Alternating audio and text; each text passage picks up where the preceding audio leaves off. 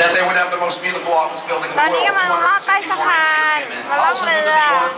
One inspired by the great God that France and Belgium in that design. In fact, French masons came over to do those flying buttresses in 1925.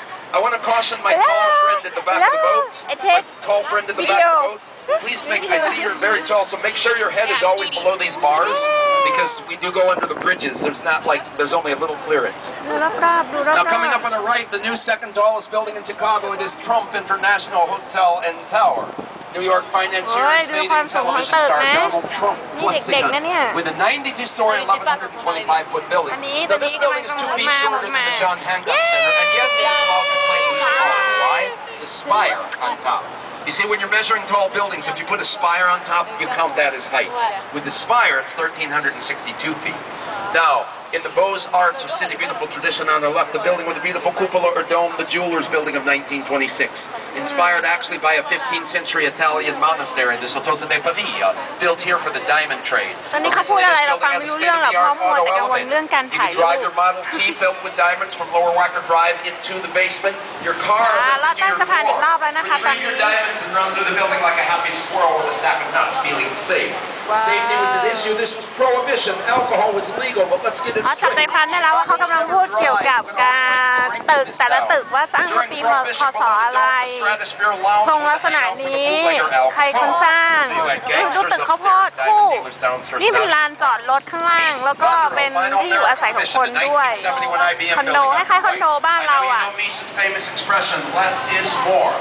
Modernism is a minimalist approach, in fact, skin and bones. For modernism, skeleton, skin, and space. Skeleton frame. Skin, the glass curtain wall. More often than not a glass box, unless you are a rebel, like Bertrand Goldberg doing the Marina City Towers in a circular fashion, earning them the nickname the Corn Cob Towers. And here we find the student rejecting the teacher. Bertrand Goldberg had been a student of Mies van der Rohe, but Goldberg felt boxes were psychological slumps, whereas a circle would bring people together. Goldberg referred to this as curvilinear flower form. He began with a central core, like the stem of a flower housing elevators and utilities, and then, just like the petals of a flower, built the rings from the base up.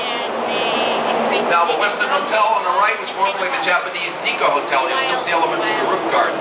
And International School Modernism, represented by the Heinz Building, Bruce Graham, Skidmore, Owings, and Merrill, 1987.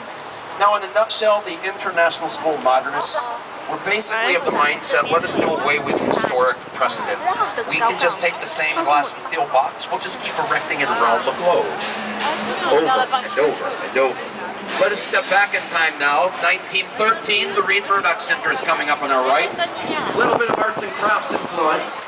Now, the Reed Murdoch Center was done by George Niemand. This particular architect was associated with the Prairie School of Architecture.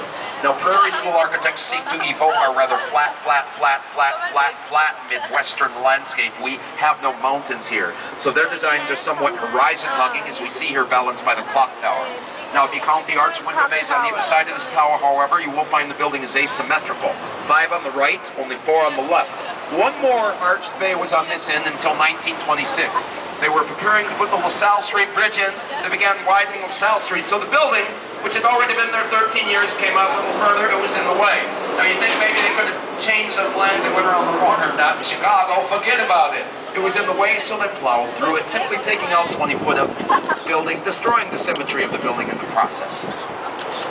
We have one of the last true Chicago school buildings on the river. This is a version of the early skyscraper. This was a coffee warehouse for Chase and Sanborn from 1912, renovated for cosmetics firm Helene Curtis in the mid-80s, today a multi-use office building.